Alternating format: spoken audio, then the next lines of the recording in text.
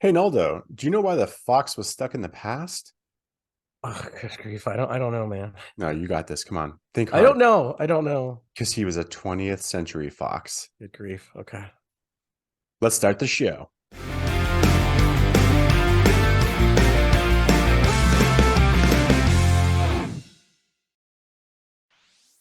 Welcome, everybody, to another episode of FYC Film Review. I'm your host, Gagne. With me, my partner, Naldo. How are you, buddy? Doing well.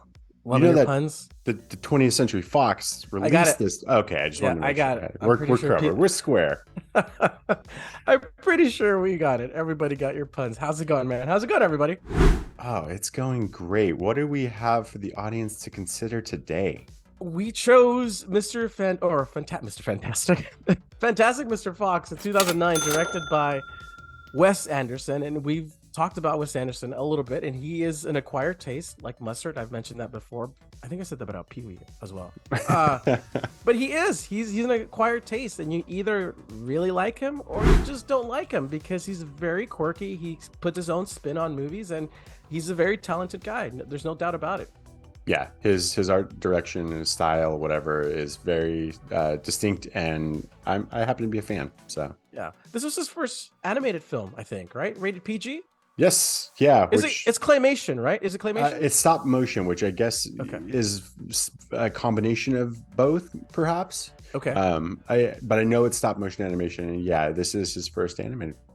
Hour and 27 minutes. A little too long.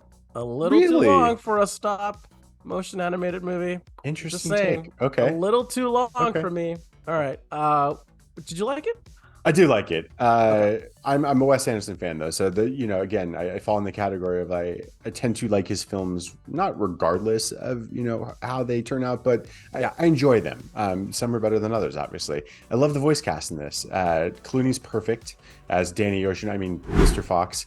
Right. Uh, it's Roald Dahl's Ocean's 11 done by Yeah. Wes Anderson, and I enjoy it. I'm a sucker for the Okay. stop motion animation. I like Coraline. I like Corpse Bride. I like Nightmare Before Christmas. Like Yeah. something about that animation, just I feel like they have to pour so much into that I fall in love with those movies. And then the Okay. music, of course, always good in Wes Anderson movies. What about you? Yes. Yeah. No doubt. I think he's super talented. I enjoy claymation, stop animation. Coraline, Nightmare Before Christmas. This, however, you put Wes Anderson's spin on an animated movie, and it's a little too quirky for me. It's just my Okay. taste. It's a little too quirky for me. Wes Anderson, he gives you a lot of breathing room. There's a lot of pauses. There's really cute moments, and you just kind of go with the flow with his movies. It's not that I hated the movie. I just Let's just put it this way: if it was on TV, I wouldn't stop to watch it. Just for me, it just didn't do it. It just fell flat for me. Hmm. Interesting. I have fun with this, and I think it's more because of the spin that Wes puts on this. Obviously, the children's book is way more, truncated. It's not this elaborate story with all these quirky characters. And you're right. His quirkiness, I feel like, doesn't come through in a kids movie. This is almost like not a kids movie. Right, There's too much dry humor and tit for tat kind of dialogue that right. kids are either going to love it because they see animals on screen, or they're going to hate it because they have no idea what's happening. Yeah, I think you hit the nail on the head. The dry humor, right? I would rather have Wes Anderson as a live action movie than as an animated movie. I'm not saying this was a bad movie. I would rather take Wes Anderson with a live movie. This was just it. It was too quirky for me. Okay, so let's get into what we didn't like in the movie. I will agree. I think Isle of Dogs actually is better. He got better as this next animation movie.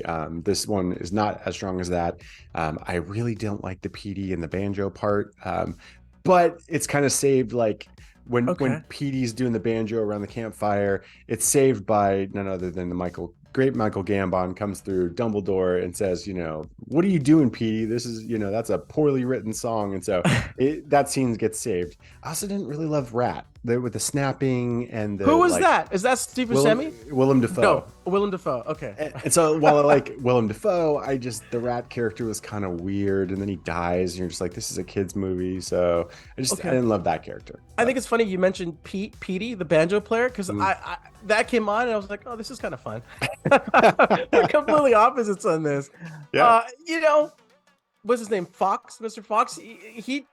It just reminded me a lot of that quote from Jurassic Park. T-Rex doesn't want to hunt. He doesn't want to be fed. He wants to hunt. And that was his problem with Mr. Fox. He wants to hunt. He doesn't want to be fed. They're not domesticated animals.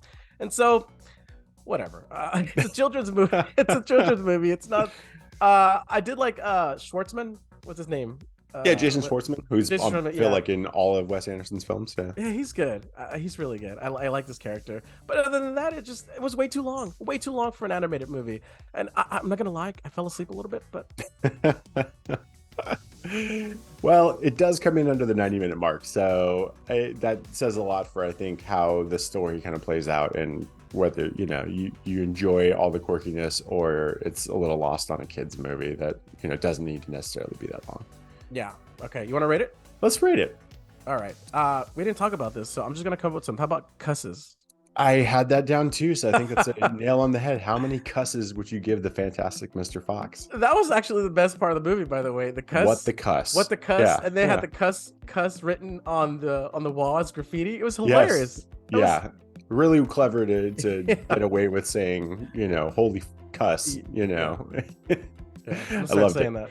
All right. You want to go first? Yeah, let's do it. How many cusses am I going to give this? I go back and forth because I enjoy this movie, and I think I enjoy it more than I really do. And then I put it on, I do kind of feel like it's a little long. You don't need so much for a kid's tale, especially a book that's not that, there's not that much story. So I would probably give this about 3 cusses. Okay, 3 cusses. Yeah. Oh, okay. I enjoy it. Yeah, but I don't love it. I like it. Gotcha. All right, I'm gonna go just half a step below you. I'm gonna go 2.5 cusses for me. This is one of those movies that I don't want to pile on because it's a very well done movie. He's super talented. I don't want to pile on it, and it's one of those 2.5 rating movies, 2.5 cusses that I would actually recommend because you gotta see it. So even though I'm rating it a 2.5, I don't think it was that bad, if that makes sense. Yeah, appreciate that. You're not beating it over the head, but that's great. Yeah, Love it. I don't want to knock it. All right, so that's what we have for you to consider this week. Thanks for watching, everybody. Go watch Fantastic Mr. Fox. Let us know what you think, and we will see you next time. I've been your host, Gagne, with me, Naldo. Have a good one, everyone.